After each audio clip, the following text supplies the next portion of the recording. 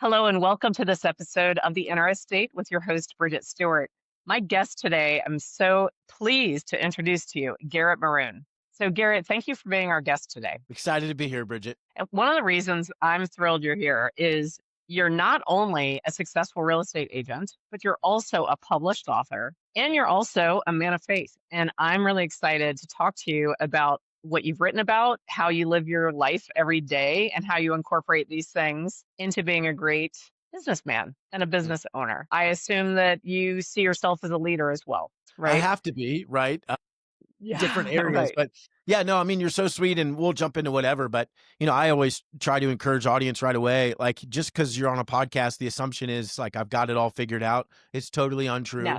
Right. Like I'm on this journey correct. with everybody, as I know you are too. And so, yeah, my hope is sharing any information or story or whatever will be a benefit and an encouragement to them. I agree. And your book, which is The Balanced Breakthrough, Winning at Work Without Losing at Life. And someone in this podcast has lost in life before when she was winning in business. I'll let Hmm. you take a guess which one of us it is. So I was really intrigued by even the title. And then as I did more research into the messaging and what you're sharing in that book, I feel like it's really a message that is not just for people in real estate. I think it would apply to anyone who's obviously in sales, but Hmm. also people that are in management or even own their own business. So the balanced breakthrough, winning at work without losing at life. Garrett, what does that mean? How can you give us a nutshell of what that means to you and why it's important? Yeah. So, and thank you for the question. I got into real estate 11 and a half years ago, so 2014. And I didn't realize, right, for about 3.5, 4 years, I was just grinding and hustling. I was building a business, right? And that's okay. That's natural. That happens. Well, I came pretty face to face, Bridget, with one day I'm sitting there, I have a team, and I figured out this way, how can I double my profit, right, the next year? But I couldn't figure out how to do that in less than 60 hours a week. I was only working 40 something, and all right, it's going to take me another 20 hours.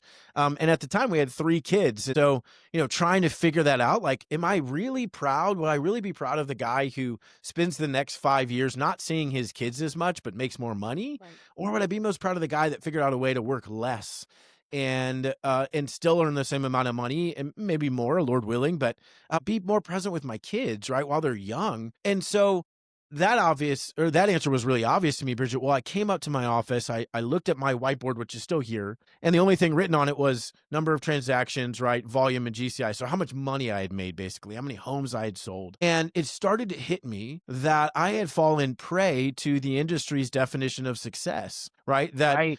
you meet a real estate, he's like, oh, how many deals did you do last year, right? Not like, did you pick up your kids from school every day like you intended? We're not asking questions Right. about that. It's about rankings. It's, hey, here's another Facebook post that, guess what? You were in the $1 million club again. Well, yeah, but you went home to an empty house. So does that matter? And so I started to realize, though, I was never the guy that would say, I'm all about numbers. I'm all about money. I'm all about these things. I'm about my family. That's why I'm here. I wasn't measuring anything that was helping me make decisions towards my family. I was only ever convincing myself that all of the hustle, all of the grind was for my family, when really what they wanted was, yeah, provide for us, but we want you to be here, right? When my Yes. son, who's now 6, says, Daddy, will you play Legos with me? Then I'm like, oh, sorry, son, I got to get on a business call again, which sometimes I have to, right? But it's not like, oh, Daddy's gone again. And then Daddy's gone again. And oh, it's weekend, but Daddy missed my soccer game, or he's not here for a birthday party because Daddy's working, all in the guise of I'm doing this for you. And so it really just started to hit me to say, that's not the kind of man I want to be. That's not the kind of business I want to have. And so for me, Bridget, it really became, how do I solve this problem? How do I sell as many homes as I need to sell, but do it in significantly less time? Now I had a better question, which caused me to have a better answer. And so it just set me on the path to say, like, yeah, I want to win at work. Of course I do. I'm driven. I'm all of those things. I'm ambitious. But what I really want to do is be famous at home. And if my ambition I at work love that. the ambition at work takes me from, keeps me from being ambitious at home, like my order is off. And so I got to fix that. So it was really that journey. And I, the more that I shared it, the more I realized every business owner that I know is struggling with the same thing. So, all right, let's bring it into the open. Let's talk about it and see if we can help. That was really the heart behind it. Famous at home. That phrase stuck out to me as soon as you Mm. said it, and I love that. And if people incorporated attempting to be famous or award winning at home, would they make different decisions, at the end of the day or the beginning of the day? Yeah, that's phenomenal. Mm. So it sounds like you decided to lean in on relationship building. If I recall correctly, looking at what you've built, you've sold over 650 homes, and you're doing this predominantly through relationships and referrals. And if I'm correct, you have a list of a group of 40 valued individuals that are part of your world, and they are the key to your success. Yeah. Can you explain a little bit more about Sure. that? Yeah, I started with 40, right? And it built Okay. from there. Yep. So I have about Okay. 275 now. Oh, But nice. Okay. yeah, so it's not huge. And just an encouragement to anybody who's building a business. I was small and discouraged by that. Well, it built, right? You just became more Yeah. excellent at it. And then, yeah, I've been super fortunate. I've sold 650 homes. I've never made a cold call. I've never done an open house. I've never bought a lead. I'm terrible at social media. Right. And so it Hmm. was always about how do I become excellent in relationships? Right. How do I Yeah. do this? I think there's a lot of struggle in our industry, in any industry, and they say, well, yeah, I get referrals. I'm a referral agent. Okay, well, tell me your plan on how to generate more referrals. Well, I don't have one. Okay, so you accidentally get referral business. That's not being a business owner, right? Like you're just getting lucky, and thankfully you're personable enough that you can wing it. Well, winging it is a terrible business strategy. So I had Correct. to realize that if I was going to be excellent at this and I was only going to work by relationship, because honestly, I was told that that wasn't possible. But if I was Hmm. only going to work by relationship to sell as many homes as I wanted, I had to become an expert.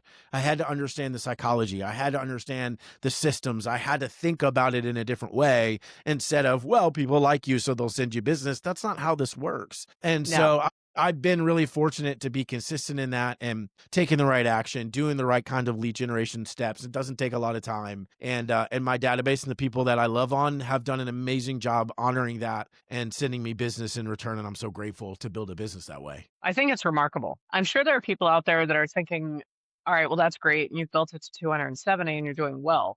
I would really believe someone out there is thinking, oh, he must have grown up there. So I Mm. want to go back to before you got into real estate because I know Mhm. people are thinking it.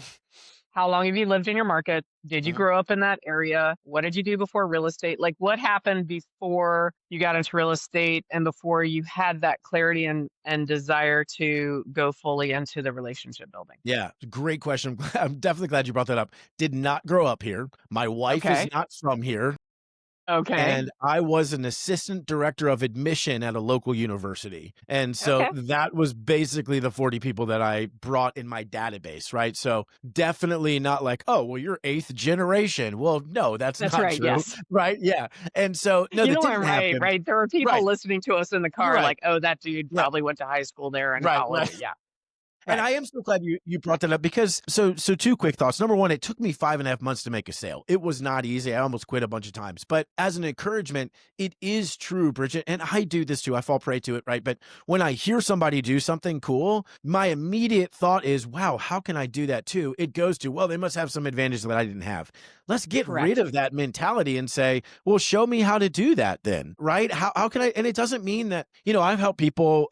My lead agent now, I have a very small team, right? I have a lead agent and I have a transaction coordinator. My lead agent was brand new in the business. He follows and does really well the exact system that I do, and it generates him about 25 a year, which is amazing. Mine's about 50.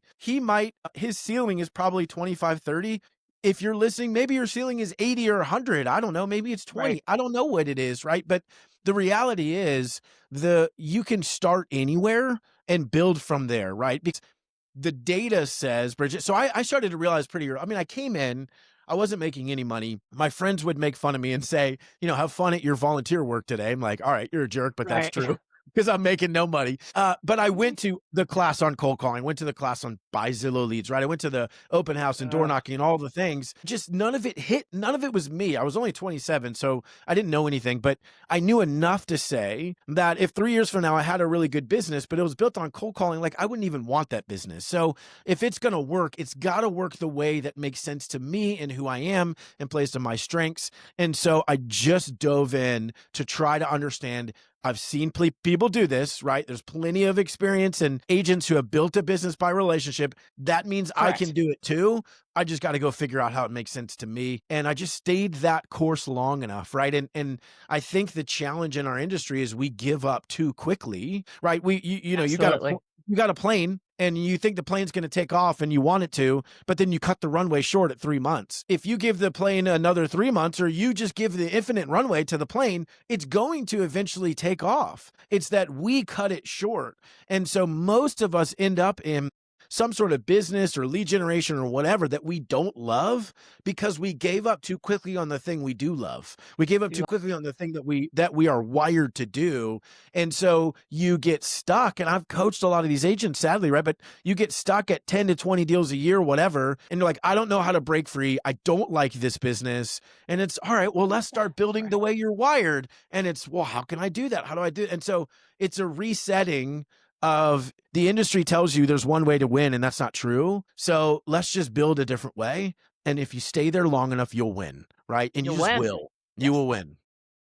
And I agree with you. One of the things that I love about our chosen industry is that, as you knew, you resonated with relationship based and wanting to be referral driven. I don't know if you've encountered this, because I know you also work with so many agents like I do.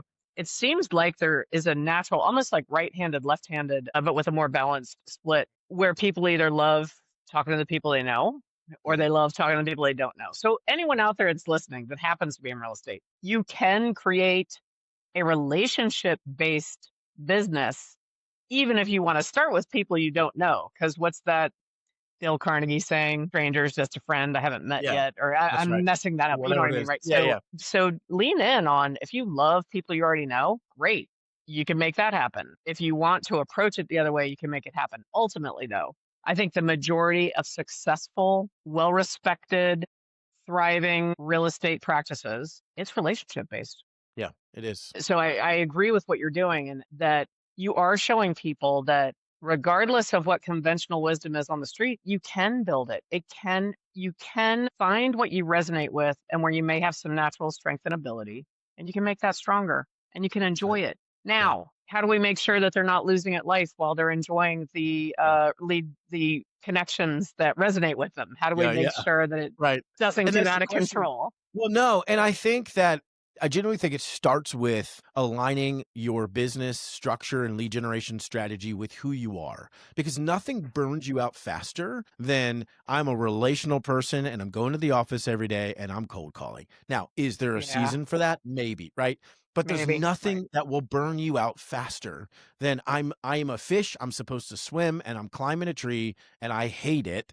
And so Yeah. how can you show up to your family well after that? You just can't. Right. You You're can't. spent, right? I'm spent sometimes and I'm doing the things I love, right? So I Right. know if you spend time doing things that you can't stand just because you were taught to or told to, that's not a good way to show up. So I would say that's number one. I would say number two is when you really do find the alignment of what you love to do, you see that you are just more effective at it, right? So I have a Yes. buddy who loves social media. Well, because he loves social media, he's naturally going to show up and do it more consistently. He's naturally going to desire to be more excellent at it. And his enjoyment of it is going to come through the screen and he's going to connect with people that way, right? And Correct. so he's going, if he and I worked just as hard at it, he would still beat me to first base. Why? Because he's naturally wired to do it. He loves it. It's part of who he is. It's not part of who I am, right? And so we spend Right. too much time working counter to our skill set, and then we wonder why we're burnt out. We wonder why it's not going the way that we want it to go. And there is nothing more exhausting, I think, than I don't understand. I'm doing all this work. I'm not getting results. That's right. What in the world am I supposed to do? And so it is a shift to let's realign with that, right? But then I think so that's the biggest piece. But then I think it's the second piece of this is either if you're married, right, and maybe you have kids or whatever your scenario is. Like for me, what I recognize is business is an us thing, not a me thing. My wife is a homeschool mom to our 5 kids, right? So she's not working every day in real estate, praise the Lord, right? For her sanity, she's already got the hardest clients, which is 5 little kids under 8. Yes. But she's not in that every day. But I go to her and say, okay, this is what I'm thinking. What do you think about this? Right. Or when I, am selling and getting super busy season, whatever. Hey, am I working too much? Am I spending too many hours away at night? Am I gone too many weekends? Like, let's have this conversation, hold me accountable. And you can get that if you're married or not, you can get that in the people around you. Say, are we I mean, literally not to promote, but like go buy the book for you and somebody else and say, Yeah, let's read it and hold each other accountable. Like in accountability, I need someone to say, good job selling all those homes, Garrett. But hey, your stated goal was to also, whatever, not miss family dinner. How's that going? Right? right, Because we need to have a broader definition of success. So I do think that it starts with being in alignment with who you are, because that's going to fire you up more than it's going to drain you. It's still hard, right? But it's going to fire you up more than it drains you.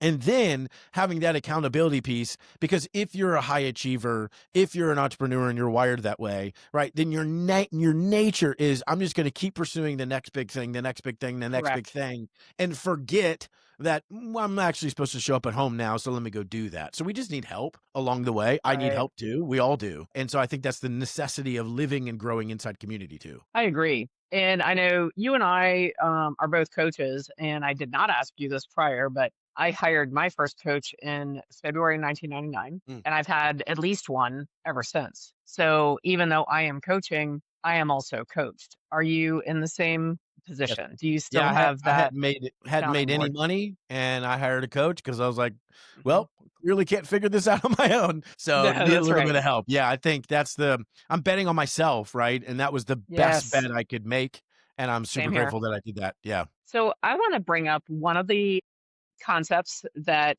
is part of your language and your plan.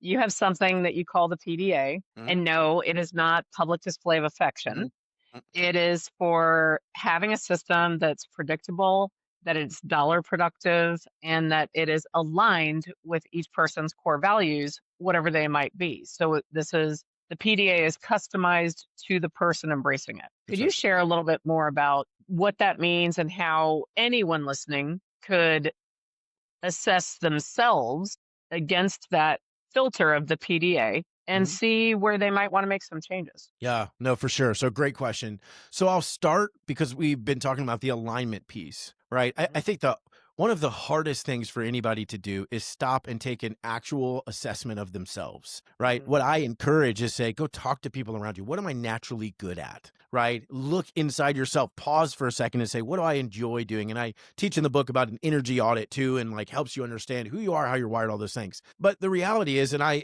love the story because I think it's funny, but my wife, her best friend growing up, his dad is 6'10", right? He's huge. So we're visiting him, Mr. Jenkins. We're visiting Mr. Jenkins one day, my wife and I, and he takes me into his office. He wants to show me his amazing sportsman memorabilia, which it is. But that's not what I remember.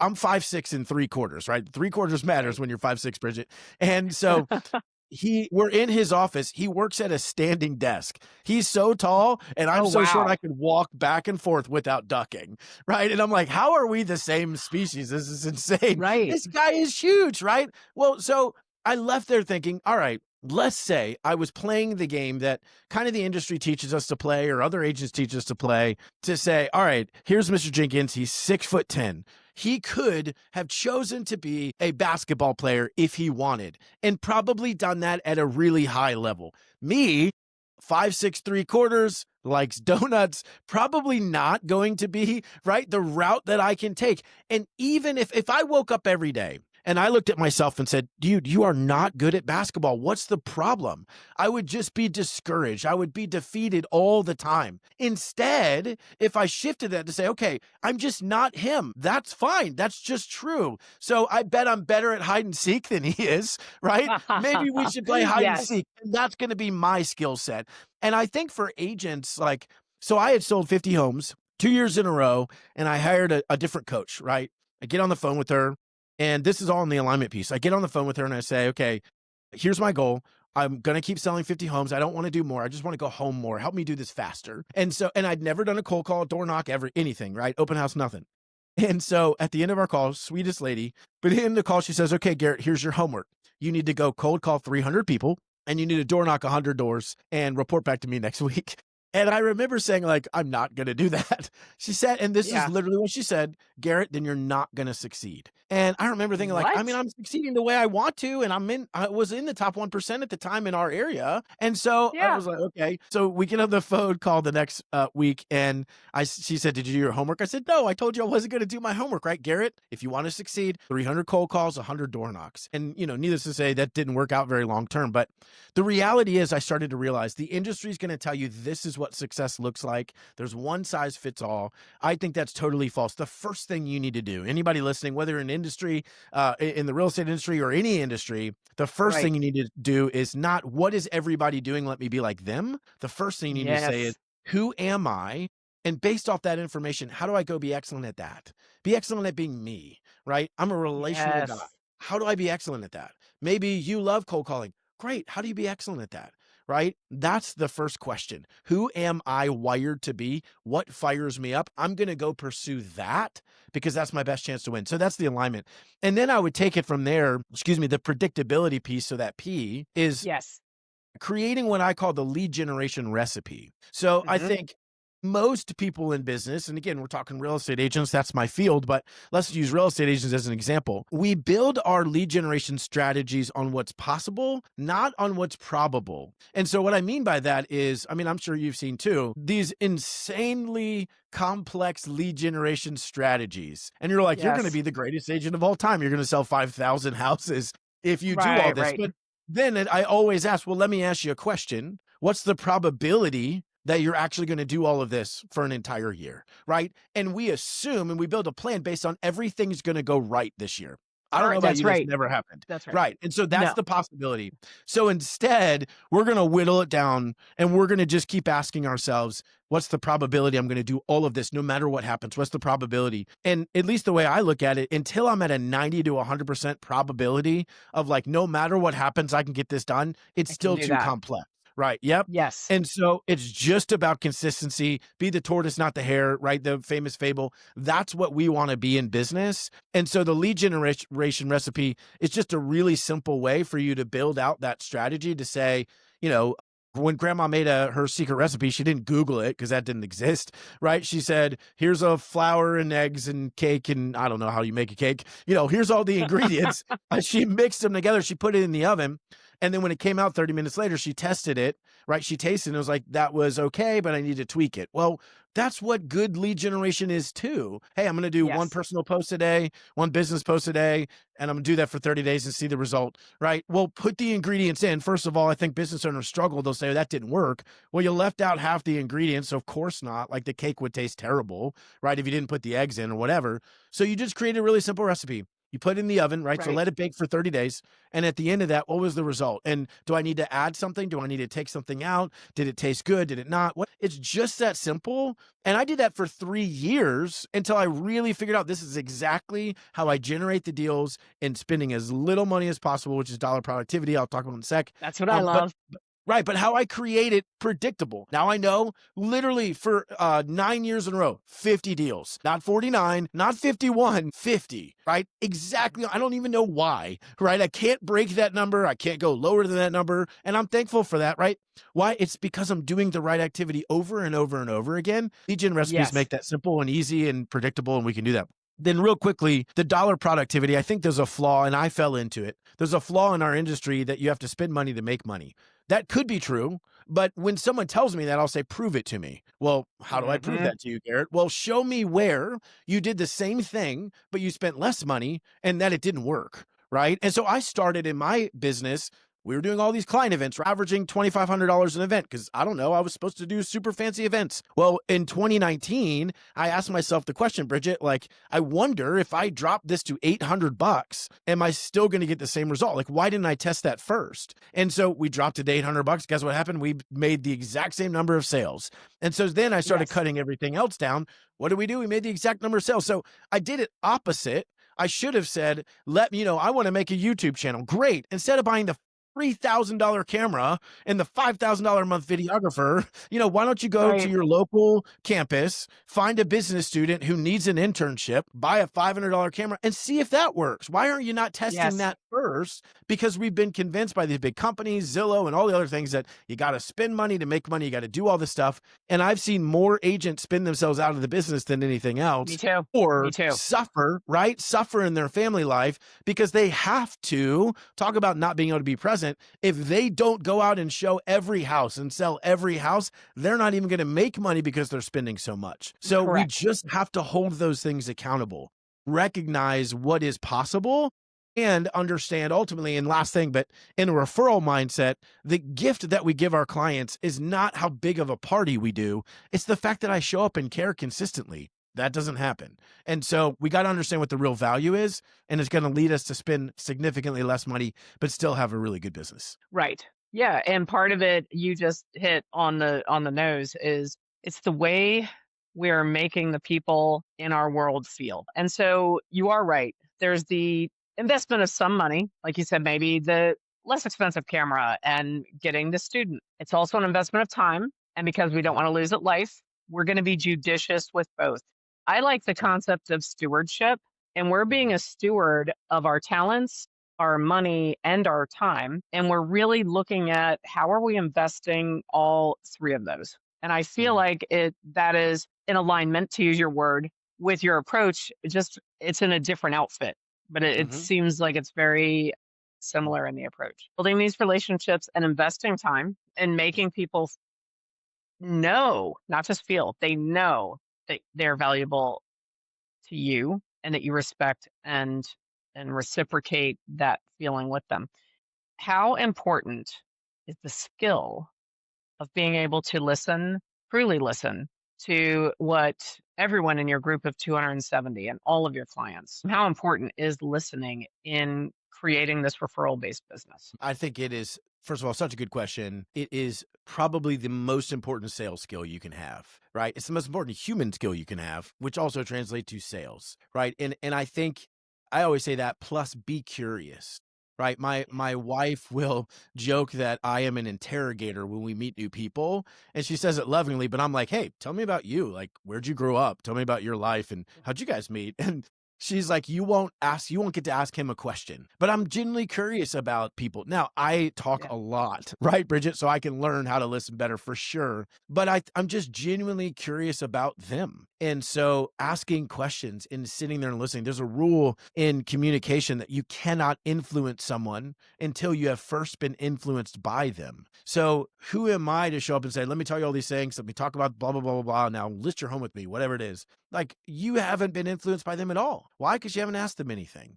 And so I think it's the number one most important sales skill. I'll tell you super quick. So I got my second listing ever, Bridget. I was 27. Go on this appointment with Kelly Joe was her name. Go to this house. I have no idea what I'm doing, but I'm prepared, right? I thought I had my marketing plan printed out. I had suit and tie on, right? Drove up my Honda Hmm. Civic, and I get there, and I knew she was meeting with three other agents that were actually all in my office, top agents. And so I show up, and I'm like, it's okay, I got it. I've got my script. I know what I'm going to say. And the first thing she does, she opens the door, and she said, Garrett, how old are you? And I said, I'm the youngest ever documented agent. And she laughed. And then I never told her, right? But it threw me off, right? I was like locked in, Right. and then that threw me Right. off. So the entire time we're there, I'm just like, show me around your house. And then we sit down at the table. And long story short, we sit down at the table. All I can do is ask her questions and just listen. Cause I was like, I'm so far gone from my strategy now. I'm just going to listen. Right. We were there for 2 hours. The appointment literally ended because the next agent had rang her doorbell. And I remember saying, all right, here's my packet. Like, if I can help, let me know. And I gave her, I told her, please let me know either way, whatever. Well, a couple days later, a week later, I can't remember. She calls me. She says, Garrett, I want you to sell my house. And I remember asking her, like, Kelly Joe, I'm honored. Can you explain why? And she literally said, Garrett, I have no idea what any of you said, but you were the only one that cared enough to find out that my husband had died 6 months earlier. I've never done this on my own, and I'm terrified to death of making a bad decision. And if you care that much, I'd like you to come help. And that was the moment for me where I realized, okay, I'm playing the wrong game. This is Yes. supposedly all about who's the best agent. I don't even know who that is. And it certainly wasn't me.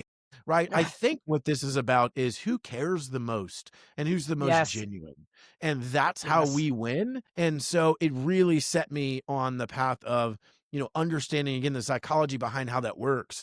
But I agree with your question. It is the single most important skill we can have. Absolutely, Barn. So I imagine that there are people out there that are either in other types of sales similar, like pharmaceutical sales, or there's probably salespeople listening, and or managers, and certainly realtors. I always like to think, what is one thing you could share with someone who may be listening to you and I have this conversation, and they are feeling as if they don't know the next step to take? I know Mm. you mentioned getting in alignment, identifying your strengths, identifying your core values, like to get that alignment.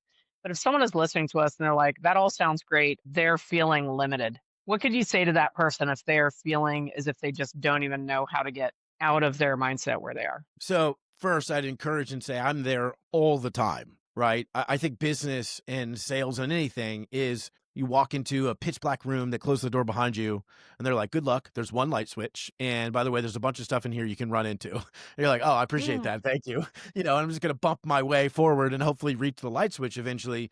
But the first thing I would have them do is not sit there and say, "What's alignment for me? What is my PDA for me?" And none of those things. I would do, and I write about this in the book, but my friend Jake Dixon taught me this idea of a question mind, not a mastermind where you show up and you answer questions, a question mind. So very briefly, you start with one question at the top of your page. You think this is the question, and put this in the book, but how do I grow my business? Whatever your scenario is. And for 10 minutes, you set a timer. And all you're allowed to do is write more questions, right? So, what kind of lead generation strategy should I have? Whatever it is.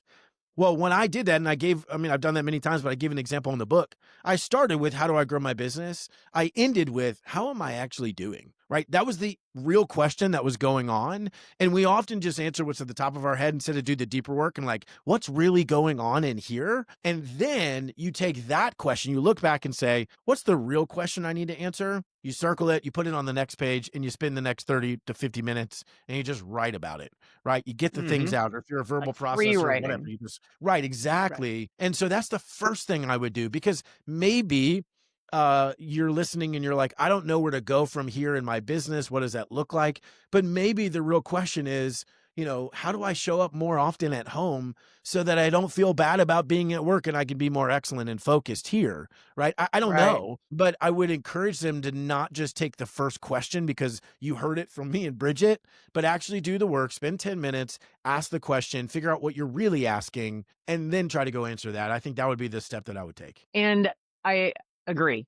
I believe that when you start and wherever it is, so especially, and I believe that you and I are in agreement that mindset, self perception, it's just such a huge part of all the decision making and the actions that you take and how you show up every day. Mhm. So if your question might be, how can I not hit the snooze button tomorrow? Like, Mm. maybe it's something. Yeah, So you're whatever right. it is that you're feeling, wherever you can see that first obstacle that is getting in your way, make that the question. And your exercise, as you outline that, is very compelling. And I feel like it would be beneficial for anyone who's looking to feel different by the end of the day tomorrow, Mhm. even if it's something small. If you do that question exercise, and I love how you said, like, start with 10 minutes of the first question and then review what you've written.